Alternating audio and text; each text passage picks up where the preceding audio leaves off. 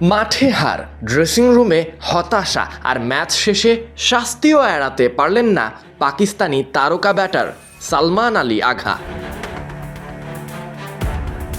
স্পষ্ট হতাশা, দুঃসময়ও যেন পিছু ছাড়ছে না। বাংলাদেশের বিপক্ষে সিলেট টেস্টে হারের পর এবার আইসিসির কোড অফ কন্ডাক্ট ভাঙার দায়ে তিরস্কৃত হলেন পাকিস্তানি ক্রিকেটার সালমান।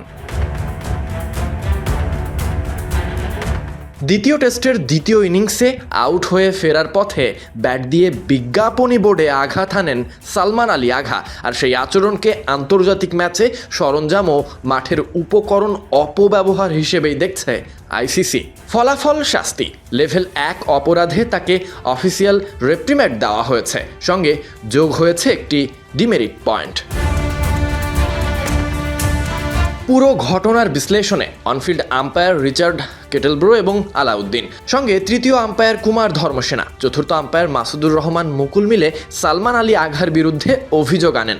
পরে ম্যাচ রেফারির প্রস্তাবিত শাস্তি নিজেই মেনে নেন পাকিস্তান অধিনায়ক, ফলে আনুষ্ঠানিক শুনানির প্রয়োজন পড়েনি।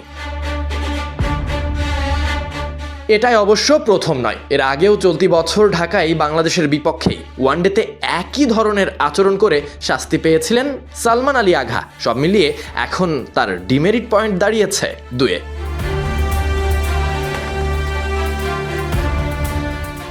বাংলাদেশের বিপক্ষে টেস্ট সিরিজে যেন একের পর এক হতাশার গল্প লিখতে হলো পাকিস্তানকে।